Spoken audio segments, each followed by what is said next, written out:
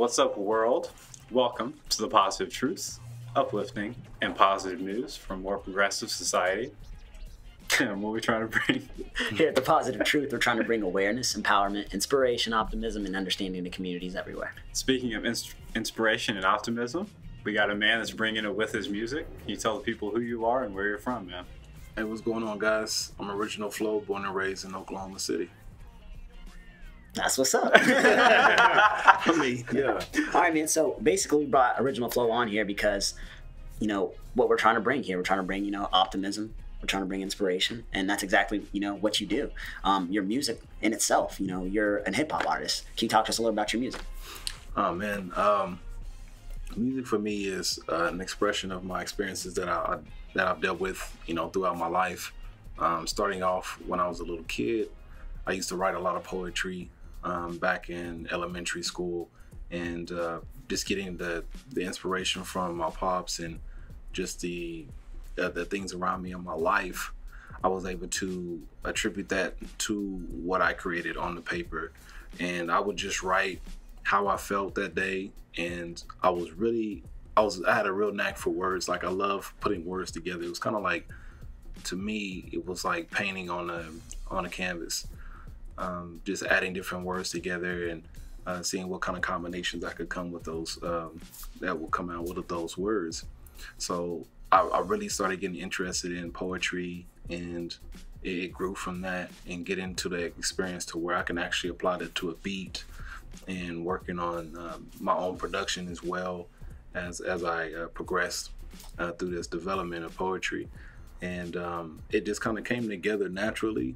I didn't really get, you know, forced into it. I heard a lot of MCs growing up, like Tupac. I listened to a lot of Tupac. I listened to Lauryn Hill. Lauryn Hill is one of my favorites. She still is to this day.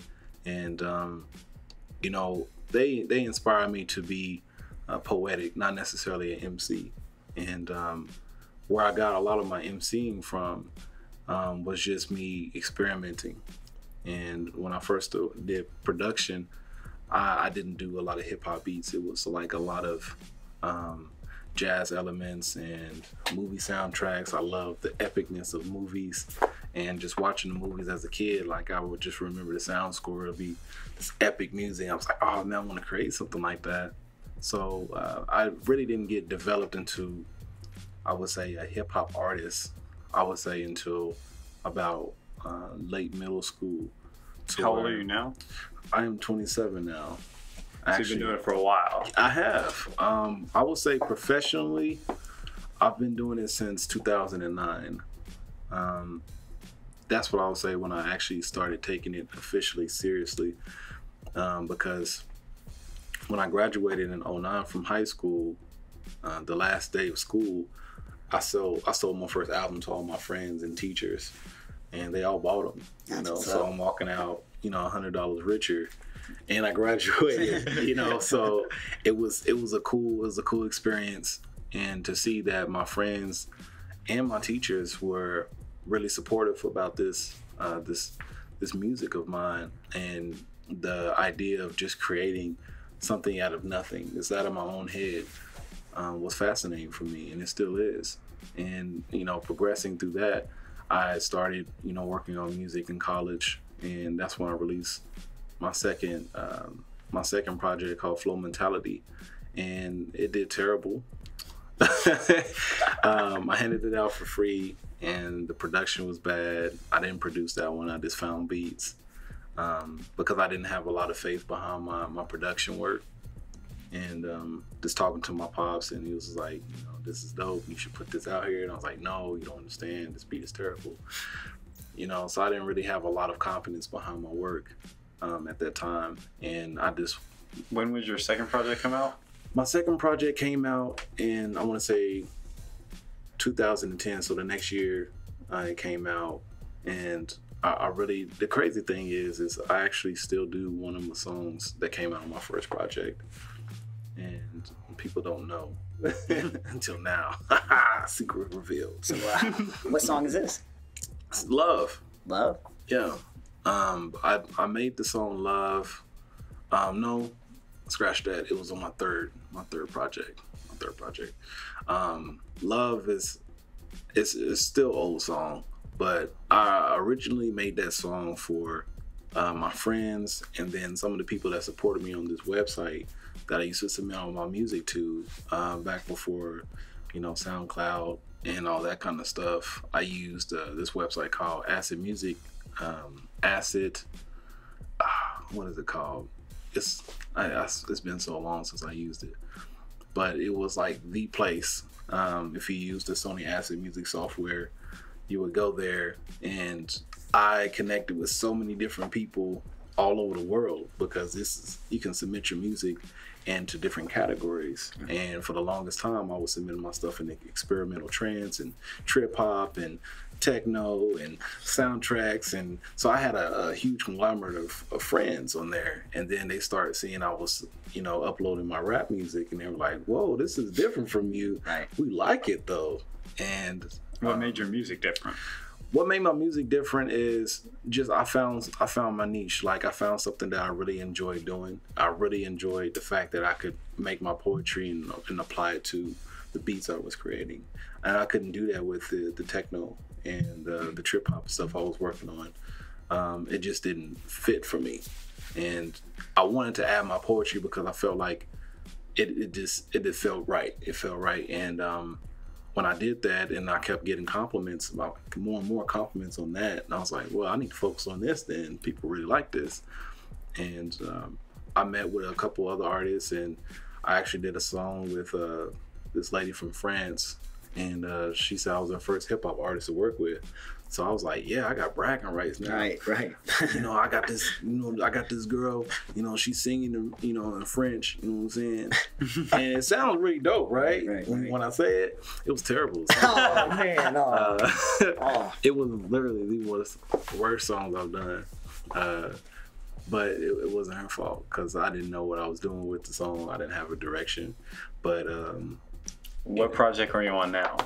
The project I'm on now, I'm on Flow Mentality Volume 5. That is the most recent project I am currently working on. It is a beast of a project because it's been a long time in the making and working on it. I've changed so much since Flow Mentality Volume 4, which I released in 2014, and it's been a wait. I was supposed to have a project every year. So 2014, Flow Mentality Volume 4, then 15, Volume 5. I was supposed to be already at 7 right now. But I got really involved with my band, and we started doing a lot more shows, and I started focusing on that aspect more. And then I realized I needed to work on something. If I was going to release Volume 5, it had to be of some serious significance for me and the changes I had in my life. And I've had a lot of changes in between that time. From Volume 4 to Volume 5 is going to be a completely different sound, which I think my fans will really like it, because they really loved Volume 4. I have a lot of people saying that was their favorite volume. And Volume 4 was the time for where I actually felt confident in my production, and I felt confident in myself as a lyricist. And you'll hear a lot of the techno elements and sound score elements involved in it, just from my history, and my nerd elements involved in it too, because I was a big gamer, and I still am.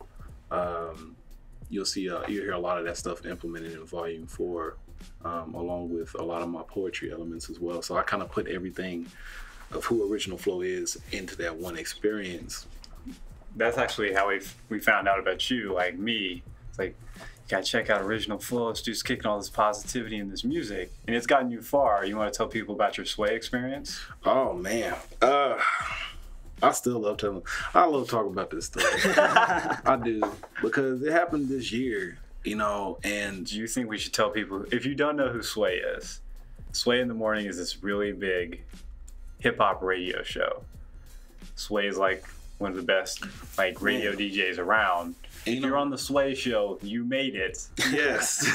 So you made it. It's like it was a real powerful moment for me, because I remember seeing JB get on the show. He was on there, and I remember him kicking his freestyle, and I was like, hey, I remember that verse, and it made me really happy to see him, you know, on the show, and to see him on Sway in the morning and just chopping it up with him. And I remember talking to him about the experience afterwards. I was like, man, you know, he was like, yeah, man, I just got this call like at midnight. It was like, yo, can you be here? And he had to get a flight, and he had to, you know, leave his job for a little bit. And he was telling me all the struggle that he did just to get out there.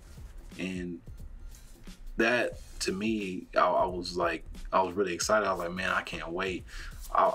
One of these days, I'm gonna get on the show. I'm gonna have this conversation with Sway. It's gonna be dope. Man, how'd you get on the show, man? And man, so there was this competition going on. I saw something on my page. Someone had tagged me in it.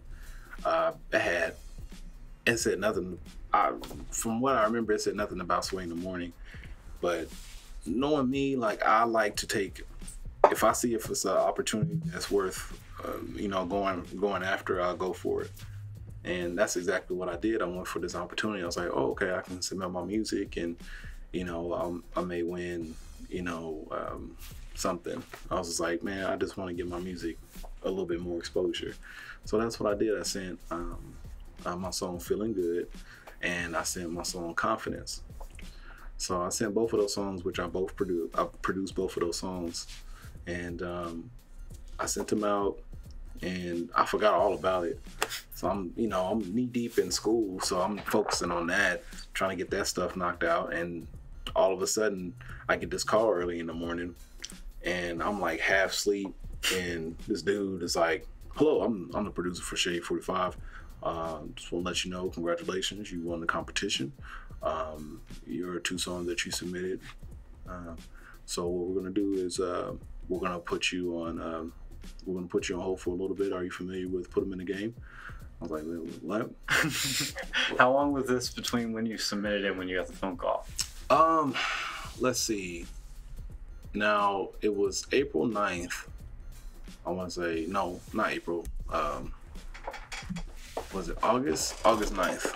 I want to say August 9th. Either August 9th or April 9th. I can't remember. No, August 9th. It was August 9th when I got the phone call. It had to been maybe the month before when everything happened. So it really wasn't on your mind at all. It wasn't. Okay. I can't. That's why I can't even remember. Like I don't remember when because you know you scrolling through Facebook, and I was like, I'll send it in with your email, and I was like, all right. And I just kept scrolling. You know, I didn't really think of it like that. And apparently, I won the competition. I was like, man, like. I didn't even know it was happening, you know, but I won it, and I was excited about it, and I was half asleep. I didn't know what the guy just said, and he said he'd call me back in an hour or so, and I was like, all right, cool. And he said he'd call me around like 10, and it was like 8, but I didn't realize it was on New York time. So I went back to sleep, and they called me. I was like, what? And, you know, then I started realizing that they were going to put me on Sway in the morning, and he went over to Put 'em in the Game segment, and I was just saying yes to everything because I was so excited. And he was like, are you familiar with Put 'em in the Game? I was like, yes. He's like, all right, so we're gonna put it yes. You know, it didn't matter what he said. You know, do you like being coladas? Yes. So I went. You know, I was excited. I got up. I went to the bathroom. Didn't realize what was happening, and then you know, they were like, you know. And, you know, speaking of local artists, you know, we got Original Flow from Oklahoma. What's up, Original Flow, man? Tell the people how you doing.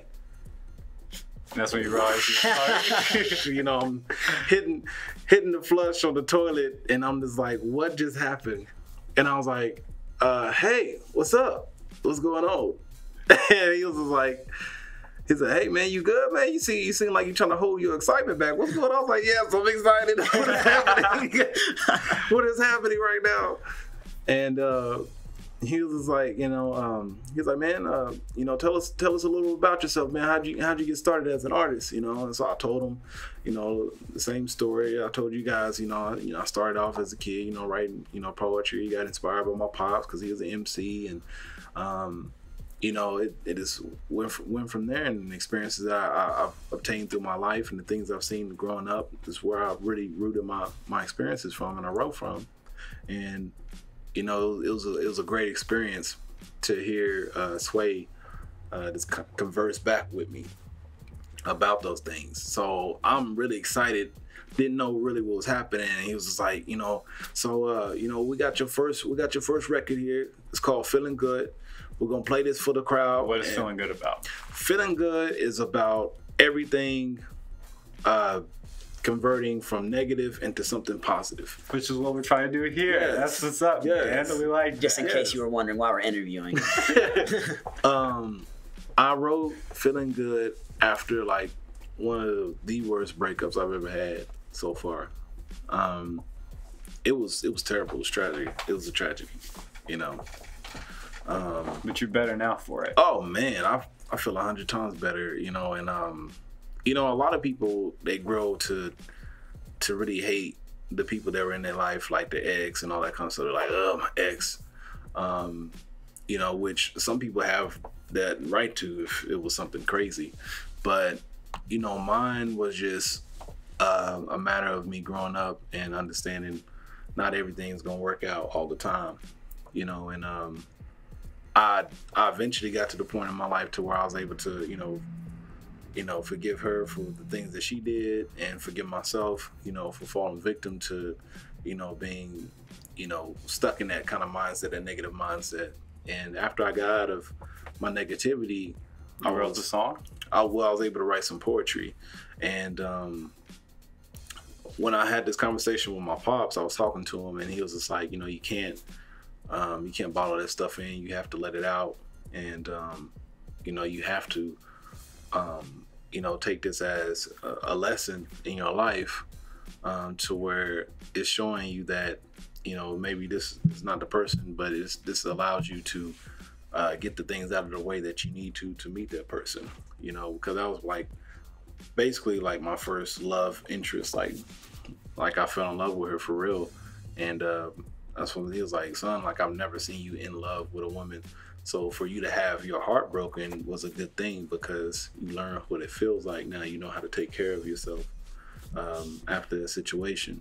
And my dad is super wise. Yeah, I was about to say, man, he sounds like a wise man. He's like the dude on the mountain with the big beard. Gosh. Lightning strike, and he, Yeah. But after hearing that from my pops, like I got super inspired. I went in my room and I was just like, man, I'm feeling good, man. I'm feeling good. I'm not gonna let this get to me. And and just like that, I just started recording it. It was a beat I was working on for a while, but it just didn't have a purpose. And with that conversation I had from my pops, and with me in the state of mind that I was able to kind of bring the concept together, and that's where it came from, And did Sway like it? He loved it, and he really enjoyed the song. When I talked to him about it, he was just like, he's like, the thing I respect about you is that you came in here, your conversation about where you came up from and where you get your writing experience from actually matches your music. And he was like, man, most of the time people come here and they don't have that. They talk about, oh yeah, they do this and do that, and then you hear the music and it's trash. They're lying. Yeah, and it's like, man, you are 100% with your craft. You are honest. And I appreciate that. I respect that, and I respect the some of the undertone,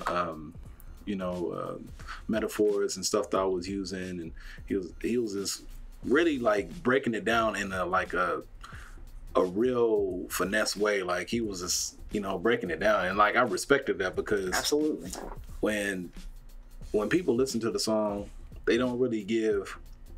When you have that much of power, you have that much control. Like everyone's gonna listen to Sway. They're gonna follow Sway's rule. And if Sway say you trash, then you trash.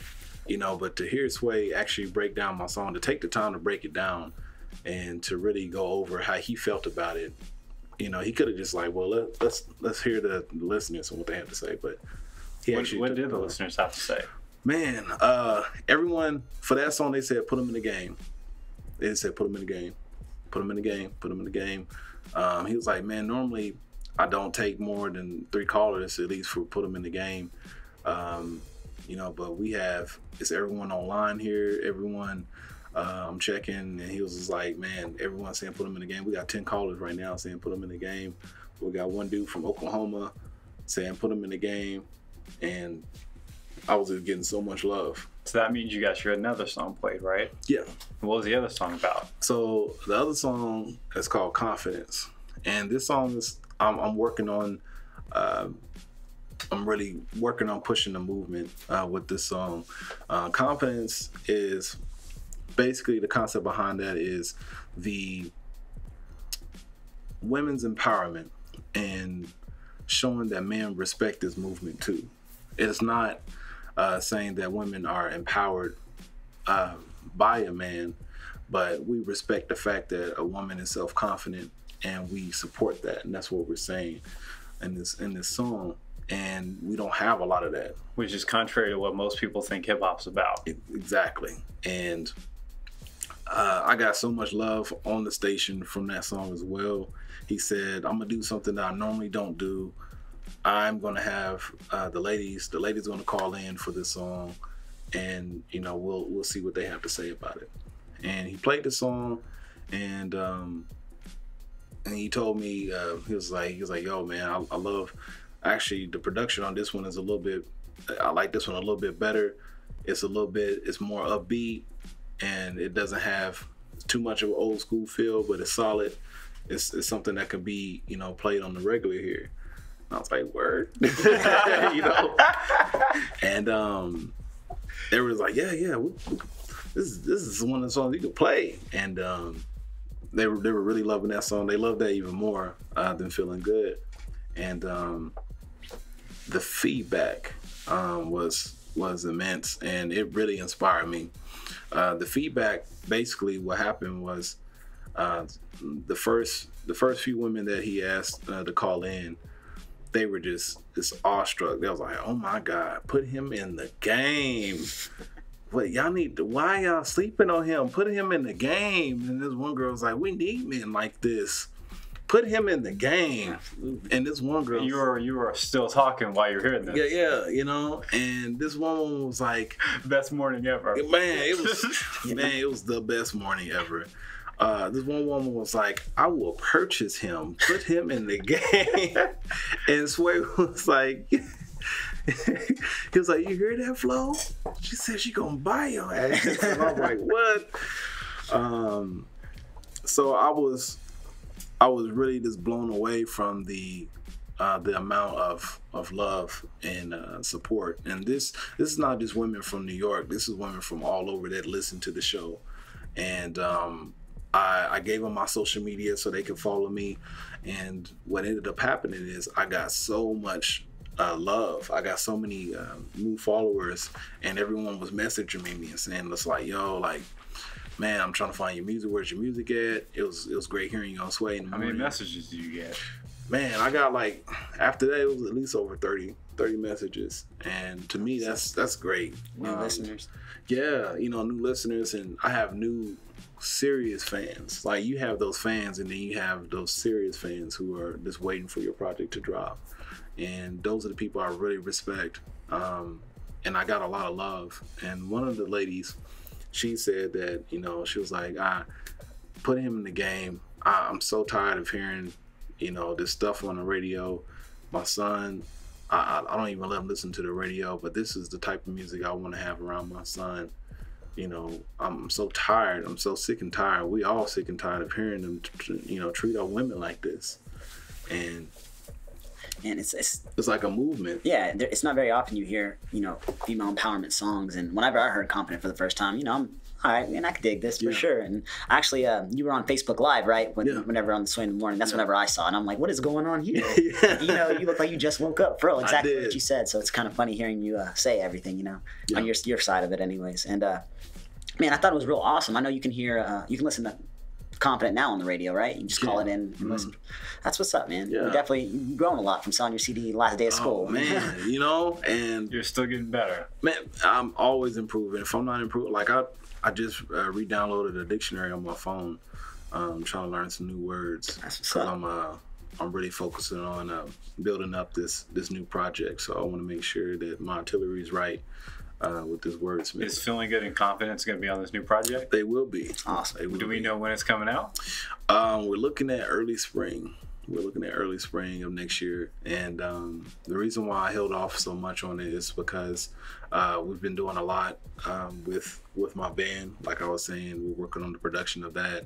And then also school. I just added What are you in school for? I'm in school for music business. And so do you sleep, man? What is that? Oh, see? We can relate here at the Positive Truth. Yeah. Sleep is a tough commodity. Like Nas says, I don't sleep because sleep is the cousin of death. Yeah, and it's like I find time to rest, and I think it's important that you do that. You rest on a regular basis. My pops make sure I do that. And he be like, son, I know you working, I know you important now, but you need to rest. You still need to rest. The wise man comes again. Yeah, he is. He saves me. I don't know how many situations before they even happen. It's like he sees the future, and he knows exactly what I'm going through. I don't even have to say anything to him. So you're taking your time to build it up, so it's the best it can be in the spring.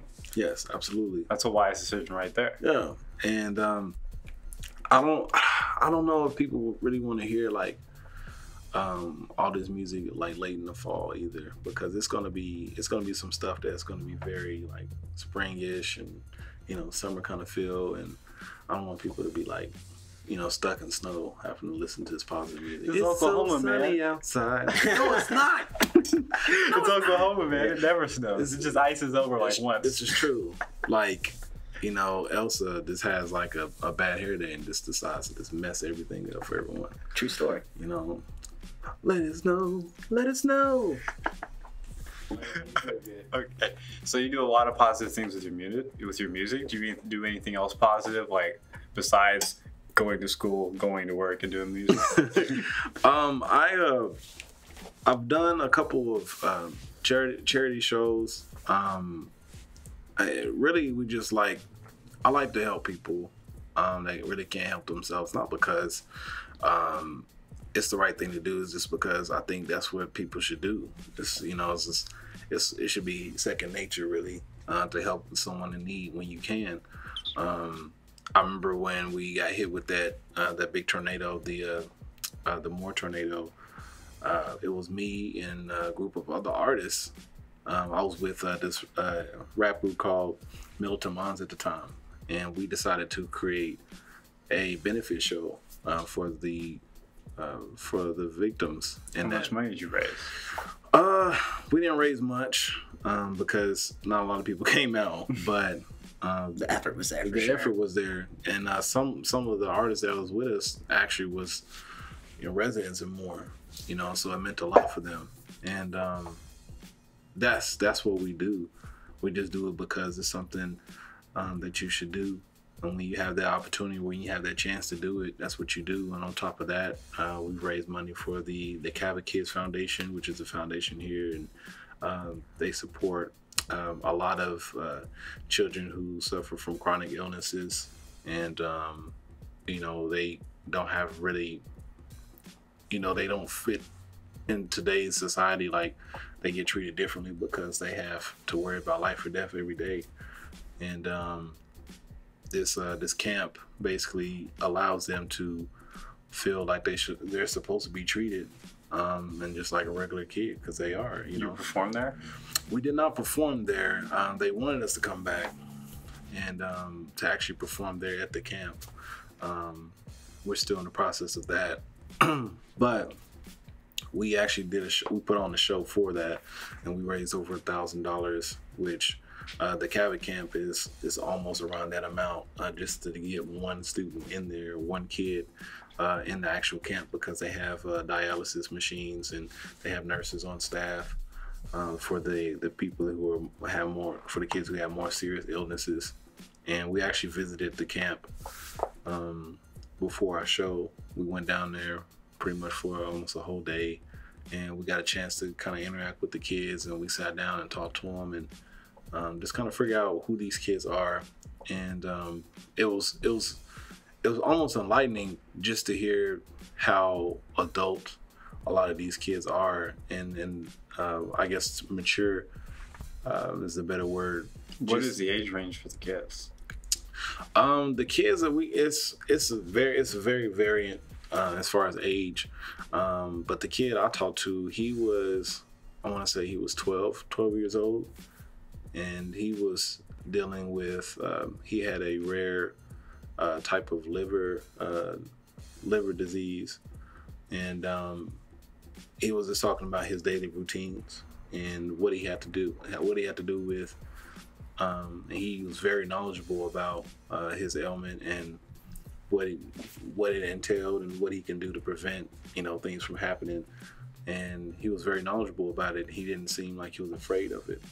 And I think that was the biggest thing that I respected from those kids, because they have to deal with so much, and yet they can just live their life happily, and a normal person on a regular circumstances or whatever may not be able to handle that kind of stuff. They fear for their life, and it was just crazy, because at that point in time, that's when we were having a lot of, like, it was really public, a lot of the police shootings and stuff here. And I was like, man, we're killing each other, and we're healthy individuals just walking around, and these kids, they were born with this sickness and fighting for their lives every single day. They're more positive, and they're showing their perseverance. Exactly. And we can't even get along. So it was just very mind opening for me, and it humbled me a lot about my own life and how I need to appreciate my life more and the things in my life. We got a tour around the campus, and I had asked one of the kids. I saw these, because they had names on side of these carts that we were driving on, and one of the kids told me that the names on the carts were the people that did not make it. Some of the kids that didn't make it, or they survived, they lived throughout the camp, but they didn't make it out there, and that was their way of paying respect to their friends. And it just brought this eye-opening kind of experience of me appreciating my life, and making sure that every moment that I get is a time for me to express my life and to show people that they can be positive about their life. And if these kids that deal with life and death every day can be happy, and they can just run around and play and be kids, then us as adults we can change our ways as well. And that's what you do with your music, man. Yeah. Before we get out of here, though, you have to tell everyone about your voice acting. So I really want to get more involved in voice acting. I got a chance to do it yesterday. I was For the first time, really. It's pretty dope. I would say the first professional time. I've done a couple of other tries, but it wasn't anything that was like serious. This one was pretty cool. One of my friends had tagged me in this. They were like, yo, we need a deep voice for this. I was like, hey, what's up? And so I get there, and I just decided to, try to act, and do my thing. And it turned out really well.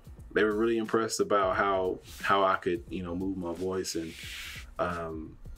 just do the voice acting thing. And they wanted me to do a voiceover. It was for Run the Jewels. They were doing a video promotion for not Run the Jewels. I'm sorry, Not For Sale. They were doing a promotion for Not For Sale, and it was very interesting when I walked in, and I just decided to ask questions I would think voice people would ask. Like, so what type of mood are you going for? Oh, yeah. Okay. So how do you want me to express this? Am I happy going into this? Am I excited? I hear the tone of the music, and do you want me to match the tone? It sounded legit. So I was like, all right. Another step on the resume. Yeah, boom, So I was like, this is perfect. And they really enjoyed it. I really enjoyed the experience there. And I made some new friends and new contacts. I was just there blabbering all day. and we came out with something solid. They really enjoyed how I delivered with my voice. It was one of the few times that I actually got in there and had a mic that I was speaking into, and I wasn't rapping. So it was a very interesting experience that I had, and I really enjoyed it. I think it was one of those, like you said, this add to the resume kind of thing, and hopefully it'll give me more doors and opportunities to do more voice acting. So you're gonna drop albums. You're gonna get this degree in music business and produce albums, which you said you produce your own music. Yeah. And you're gonna be a voice actor. Yeah. Yeah, you're not sleeping, man. At all. I would love to do like an anime character. What's your favorite anime? Man, we could go all day. No, we need a favorite. A favorite? I don't know. Okay. Top 3. Top 3? There's this one I'm looking at now. Do you have access to Crunchyroll? The internet? Yes. Crunchyroll. Oh, I got you. Okay. So I look on Crunchyroll. We just, me and my pops, we both love anime. See, I'm lost right now. It's okay. This is the guy with the Mighty Morphin Power Ranger shirt on. Yo, that's a whole different type of thing. Thank you. It's a I appreciate whole different that. type of thing. Just say it, Tim. Don't act like you're totally lost. When you look at Power Rangers, you see like the very, very, very, very, very, very, very, very, very like inch of Japanese influence. Because there's literally no reason why the Power Rangers. If you guys can't see it. I don't know why they just pick kids to fight, evil throughout the world. It just doesn't make any sense, except on a marketing standpoint. Our army kind of does that. Yeah, this is true. Bars. Right. Message. Well, hey, before you get out of here, can you tell everybody where they can reach you at? Yeah, you can reach me at all social media, Original Flow. So that's going to be Instagram, original_flow. On that, I post daily poetry and events that's going on. You can also go to Twitter. I'll be at Original Flow. I randomly post different weird sayings. Sometimes they sound cool to me, but you can check those out. On Facebook, you basically get a conglomeration of both my Twitter and my Instagram stuff. That's also Original Flow. But I also have some random stuff that I post on there too. But if you don't like any of that and you want to go to, let's say, Snapchat, you can find me at Original Flow OKC. And if you don't like social media, you can check out my website, theflowmentality.com. And on that, you go to my website, theflowmentality.com. You subscribe to the website. It's free. You get a monthly newsletter.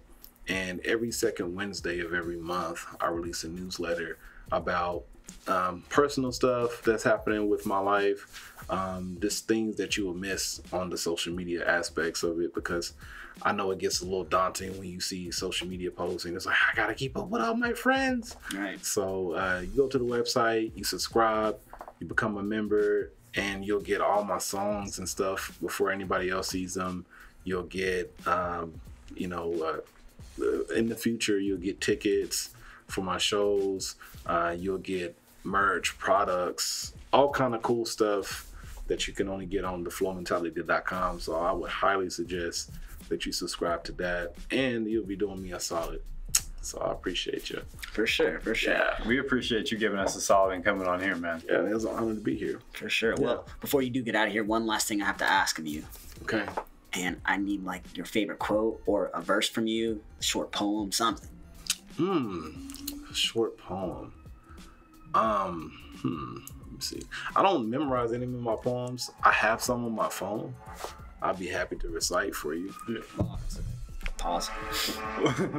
Let's just wait until. Dang, so they know it's fire already. They have the fire truck. We gotta keep that in. As soon as I said my phone, they're like, "Oh, it's gonna be fire! It's gonna be."